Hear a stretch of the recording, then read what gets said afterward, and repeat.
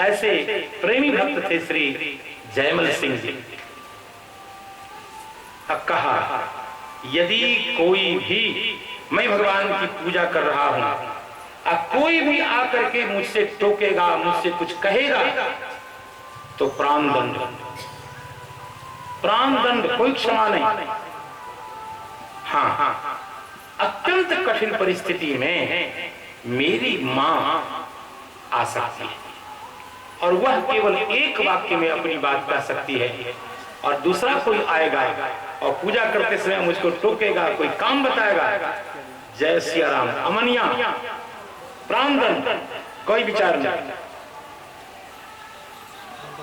इस रहस्य को पास के पड़ोसी राजा को जानकारी हो गई और पड़ोसी राजा ने जान लिया इस राजा की सबसे बड़ी कमी है कि 12 बजे से पहले ये मंदिर से निकलता नहीं, रात दिन पूजा करता है, क्यों नहीं इसके राज्य पर हमला कर दिया जाए।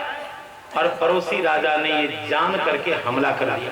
12 से पहले ये राजा मंदिर से निकलेगा नहीं, इसके पहले हमला करके इसके राज्य पर आक्रमण कर लेंगे, पूरे राज्य हथिया लेंगे, ये राजा कुछ नहीं कर पाएगा।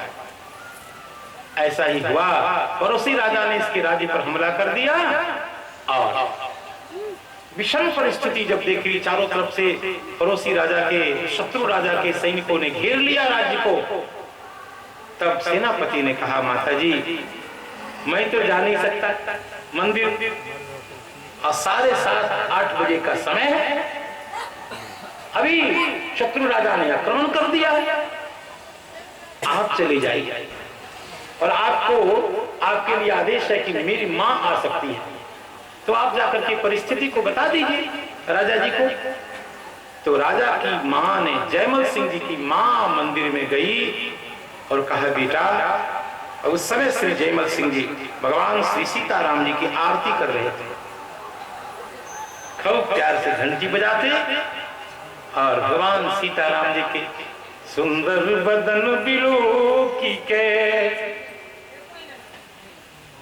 नैनन फल लीजे, श्री जानकी वल्लभ लाल की सखिया आरती कीजे, जानकी वल्लभ लाल की। ऐसे भगवान सीताराम जी की आरती कर रहे थे जयमल सिंह जी। मां ने आकर के कहा बेटा, हाँ मां, शत्रु राजा ने हमें चारों तरफ से घेर लिया है। तो जयमल सिंह जी के मुख से निकला, हरी भली करेंगे मां, हरी भली करेंगे, भगवान जो करेंगे अच्छा करेंगे, और फिर कोई टेंशन नहीं। फिर उसी मस्ती में आरती संपन्न की, भगवान की खूब सुंदर स्तुति की, भगवान को दंडवत प्रणाम किया, फिर भगवान की रसोई बनाने चले गए। भगवान के लिए बढ़िया बढ़िया पदार्थ बने, भोग लगे, कोई टेंशन नहीं। लेकिन भक्त तो टेंशन रहित है, लेकिन जिसके भक्त हैं उनको टेंशन आ गया। भगवान सोचे बताओ, ये तो मेरे प्रेम में पागल है, इसको तो होश ही नहीं, अब हमें चिंता करनी पड़ेगी।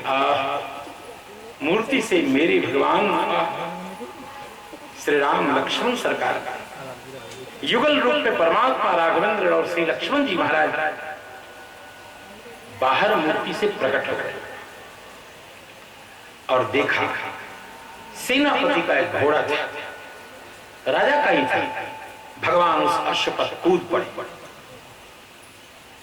कूद के लगाम पकड़ के श्री राम और लक्ष्मण दोनों सरकार सीधे समरांगण में पहुंच गए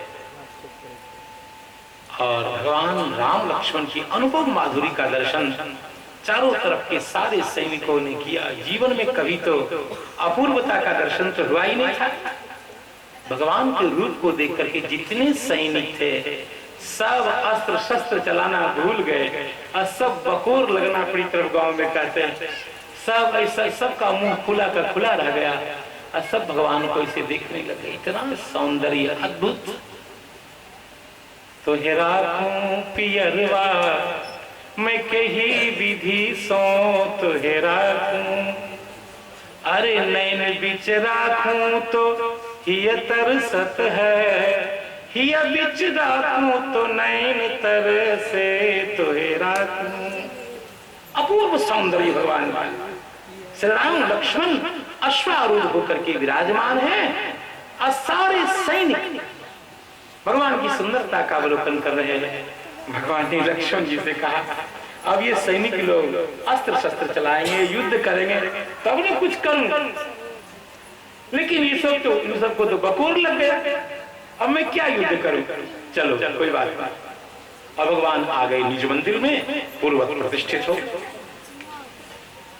और ठीक 12:30 बजे भगवान को भोग लगा करके, भगवान को विश्राम करा करके, शयन में भेज करके जयमल सिंह जी निकले।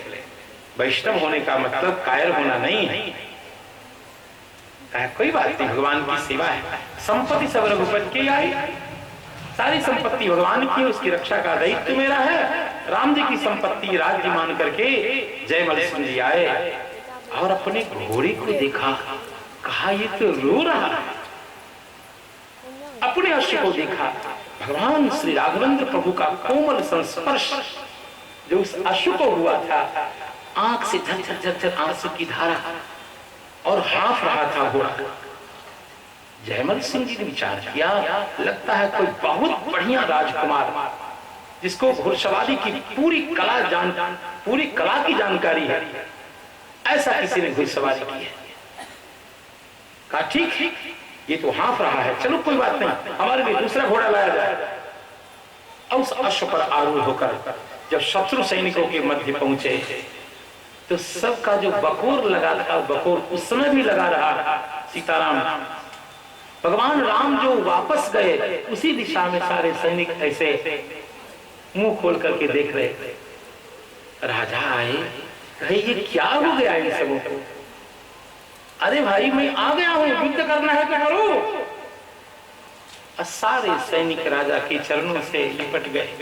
कहा राजा जी, चाहे तो हमको इतना इतना टुकड़ा काट दीजिए, लेकिन आपके जो 2 नौकर थे जिसको आपने भेजा हमसे युद्ध करने के लिए, उन दोनों नौकर को एक बार और दिखवा दीजिए, एक बार और उसको बुला लीजिए, हम एक बार देख लेंगे, बस हम मरने को तैयार।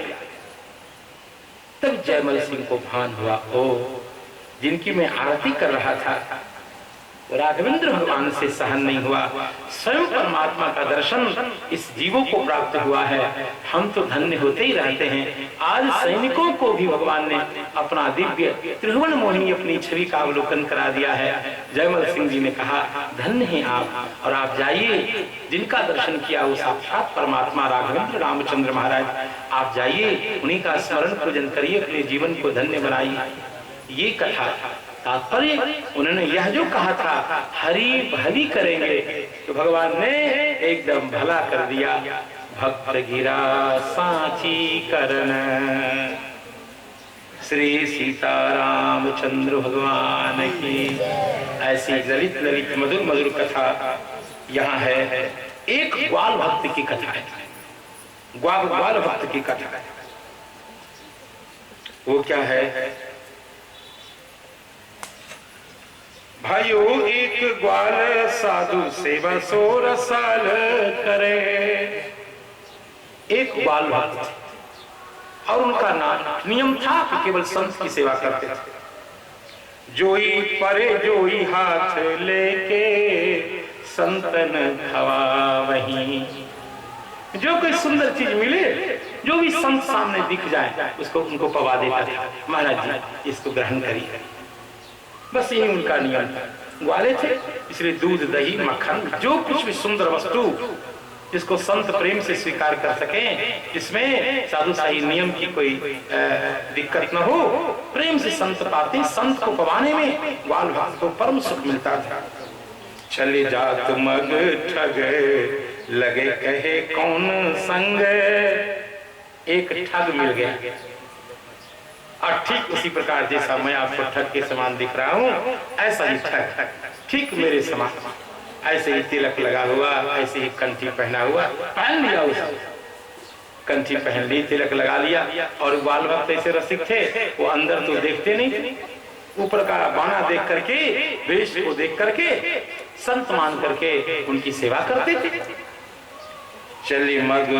चले जात मग ठग, लगे कहे कौन संग, संग रघुनाथ मेरो जीवन आधार है। कहाँ जा रहे हैं? तो कहा कि मैं तो रघुनाथ जी का भक्त हूँ और रघुनाथ जी ही मेरे जीवन के आधार है, ऐसा बोला वो ठग। ठग भी कभी कभी संतों की भाषा बोलता है, लेकिन तब तक प्रकट नहीं होता। काली ने काल नेम कलि कपट निधानु, जब तक उगरे अंतन हो ही निवाहू, जब तक वो प्रकट नहीं होता तब तक तो संत बनाई हुआ ही। अंतिम में जाने इनको नहीं, मारी वो उपासिताराम, पायो पकवान बन मध्य गयो खाई को। खूब सुंदर पकवान आदि लेकर के उसको खिलाया। और संत में जो भैंस चराने के लिए निकले एक बाल भक्त और भैंस को छोड़ दिया। वो ठग चोर बन के गया और इनके भैंस को चुरा करके लेके चला गया। जाने के छिपाई बात, और माँ ने पूछा बेटा जो तुम्हारी भैंस थी वो कहाँ गई? तो उसको तो चुरा लिया। अब माँ से क्या कहते बेचारे संत, ग्वाल संत। तो उन्होंने कहा माँ उस भैंस को मैंने पोसियां लगा दिया, एक जगह लगा दिया, कुछ दिन के बाद वो भैंस खुद आ जाएगी और जो उसका जो दाम सब मिल जाएगा हमको। संयोग से वो ठग को धोखा देकर के वो भैंस ठीक 6 महीने के बाद वो भैंस आ गया। और उसने क्या किया था? चोरी आदि करके अपने भैंस को चांदी का गहना आदि पहना दिया और समय पाकर भैंस खप्पा फुट्टा तोड़ तार के इनके यहाँ आ गया। कहा देखा मैंने कहा था ना कि ये भैंस पोसियां लगाने के लिए दिया हूँ, तो इतने दिन का जो दूध का हिसाब है उसके बदले ये चांदी का गहना आ गया और भैंस मूर के रूप में। तो भक्त ने जो कहा भगवान उसके वचन को सत्य कर दिया। ये भगवान की लीला है। भक्त गिरा सांची करण। अब एक भक्त और एक भक्ता है, उनकी कथा सुनिए। इस भक्ता का नाम है वारमुखी। वारमुखी जी भक्ता के रूप में मानी गई। क्यों? यद्यपि यह वैश्या थी। श्री नाभा स्वामी जी श्री प्रियादास जी महाराज के चरित्र का बहुत भावपूर्ण वर्णन करते हैं। वैश्या को प्रसंग सुनो, अति रस रंग भरो, भर्यो घर धन एहो ऐ पे कौन काम को। एक वैश्या थी, शरीर व्यापार करती थी और उसके कारण घर में अपार संपदा, पैसे की कोई कमी नहीं। लेकिन मन में विचारती कि हमारे इस धन का क्या, हमारे इस धन का साधु संत भगवान में तो उपयोग हो नहीं सकता। धन की कोई कमी नहीं। अपने धन को प्राप्त करके कभी कभी ग्लानि करती थी वो वेश्या। चले मग जात जन ठौर स्वच्छ आई मन। एक बार वो वेश्या वारमुखी जिसका नाम था, वो रास्ते से जा रही थी, सज धज के जा रही थी और सामने से हंस की समान सुंदर संत दिख गए। खूब सुंदर उर्द कुंड तिलक, कंठ में तुलसी की माला, मुख में सीताराम सीताराम राम नामा, खूब विरक्त संत का वेश। बस वेश्या की दृष्टि पड़ गई संत के ऊपर। मन में विचार करने लगी, जीवन में तो मैंने केवल पाप ही पाप किया है, पता नहीं किस जन्म का पुण्य उदय हुआ, आज संत का दर्शन हो गया। संत के दर्शन से पाप का नाश होता है। संत दर्श जीव पातक करे, संत के दर्शन से पाप नष्ट हुआ। तब तो वैश्या मन में ग्लानि करने लग गई, धिक्कार है मेरे इस पाप में जीवन को। चले मग जात जन ठौर स्वच्छ आई मन। संत को देखते ही उसका मन धीरे धीरे निर्मल होने लग गया। छाई भूमि आसन सो लोभ नाही दाम के। उस वेश्या ने संत को दूर से प्रणाम किया। सीधे साधे भोले वाले संत ने कहा, जय जय सीताराम, जय सिया राम, मंगल हो तुम्हारा। साधु तो यही आशीर्वाद देते हैं, मंगल कामना का आशीर्वाद दिया। तो उस वैश्या ने कहा कि हंस के समान आपके स्वरूप का दर्शन हुआ है, अब ऐसा करिए कि मेरी वस्तु को कृपा करके आप स्वीकार करिए। एक सोने के थाल में, क्योंकि कमी तो कुछ थी नहीं, और संपूर्ण थाल को विविध बहुमूल्य रत्नों से भरकर उस संत के आगे रख दिया। स्वर्ण की थाली विविध रत्न परिपूर्ण करके संत के आगे रख करके इस वेश्या ने कहा कि हे साधु बाबा, मेरे द्वारा प्रदत्त इस वस्तु को आप स्वयं अपने उपयोग में या तो साधु संतों के भंडारे में अथवा भगवान की सेवा में आप इसका उपयोग कर लीजिए। ये इस दासी की ओर से सेवा है। मुहरनी पात्र भरी ले महंत आगे धर्यो, धर्यो दृग नैन कही भोग करो श्याम को। पाप तो बहुत था, संत को देख देख करके पाप कटा, मन में दीनता आई, प्रायश्चित हो गया, मन में विचार करने लग गई और रोती हुई संतों के चरणों में अपनी संपत्ति को स्थापित कर दिया। तो संत का एक नियम होता है, जिस किसी का सामान संत नहीं लेते। किसी गृहस्थ को ये लग रहा हो वो भीख मांगने वाले कोई दूसरे होते, तो आप जो कुछ दें वो ले लें, वो वेशधारी कोई दूसरे होंगे। संत अपने भगवान का भरोसा करते हैं और जिस किसी का सामान संत नहीं लेते ना, और जिस किसी का सामान लेना भी नहीं चाहिए। हम क्यों नहीं? संत ने कहा, तुम कौन हो? कौन हो तुम? पूछी तुम कौन का के भवन में जन्म लियो। तुम्हारा जन्म किस भवन में हुआ, किस जाति किस आश्रम की तुम हो? संत ने पूछा कि ओ मुनि सुनि मौन महा चिंता चित्त धरी है। संत के पूछने पर वो मौन हो गई। कैसे कहती? मौन हो गई और सोचने लग गई चिंता करके, यदि मैं अपने वास्तविक स्वरूप को संत के सामने रख दूं तो संत मेरा मुख देखना भी पसंद नहीं करेंगे, सामग्री लेना तो बहुत दूर की बात। खोल के निशंक कहो। जब वो चुप हो गई, मौन हो गई, तो संत ने कहा, चिंता मत करो, तुम जिस जाति के हो जैसे हो बोलो, शंका मत करो। शंका जनी आनो मन।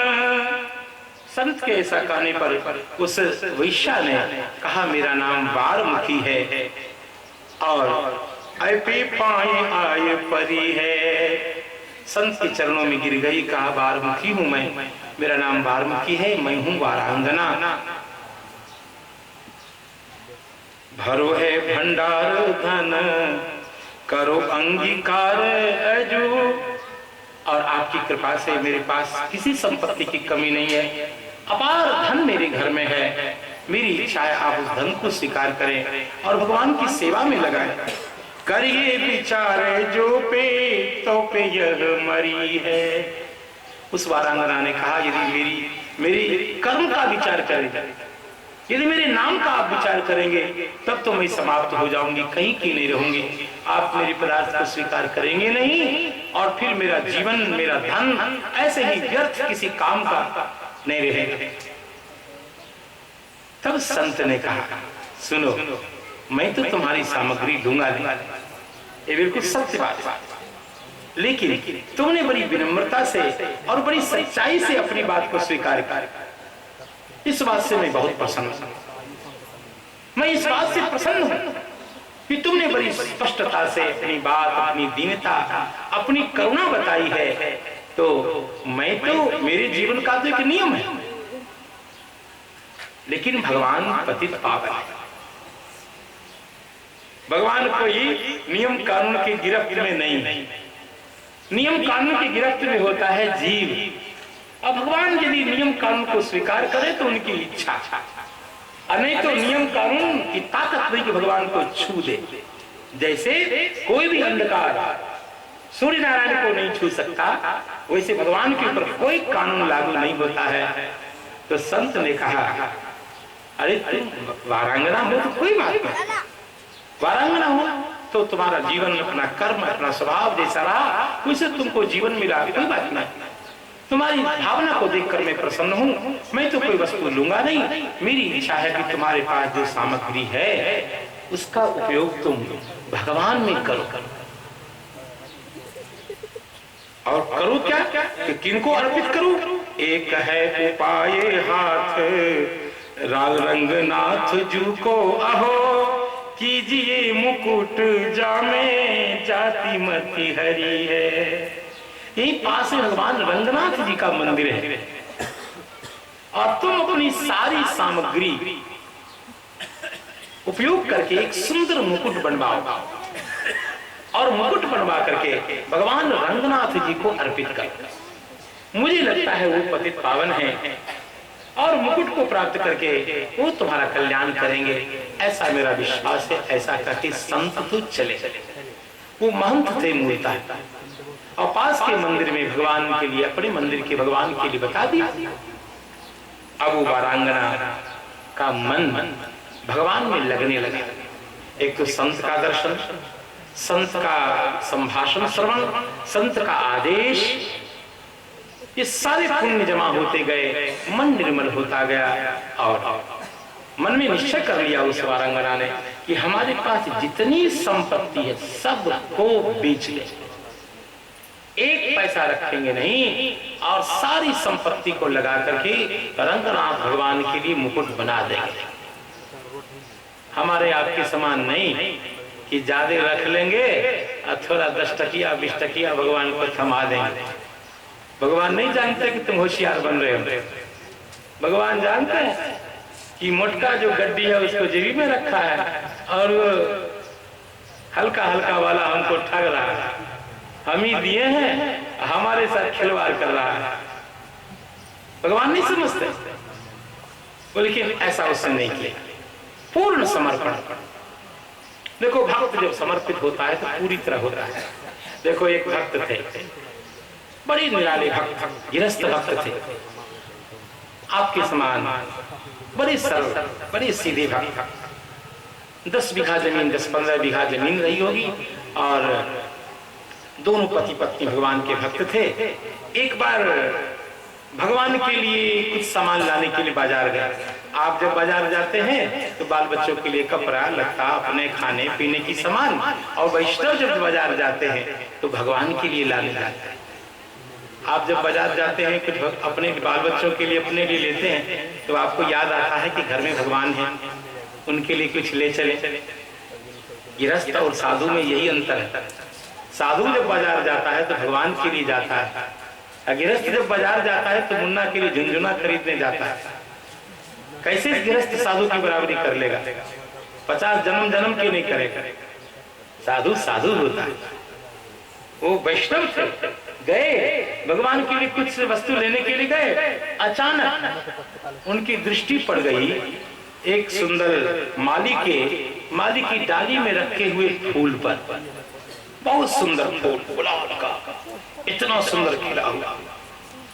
मन में आया कि ये फूल हमारे सीताराम जी के चरण पे अर्पित होते कितना सुंदर लगता है। खरीदने गए थे, कुछ भूल गए, सीधे आ गए माली के पास। कहा भैया ये फूल कितने में दोगे? एक ही फूल था। उस माली ने कहा 4 आने। तब तक एक मुसलमान का लड़का आया, उसको अपनी महबूबा के लिए फूल चाहिए। तो उसने कहा कि फूल चाहिए मुझको। कहा ये तो मैंने महात्मा जी से बोल दिया। कहा पैसा ज्यादा ले लो, फूल मुझको दे दो।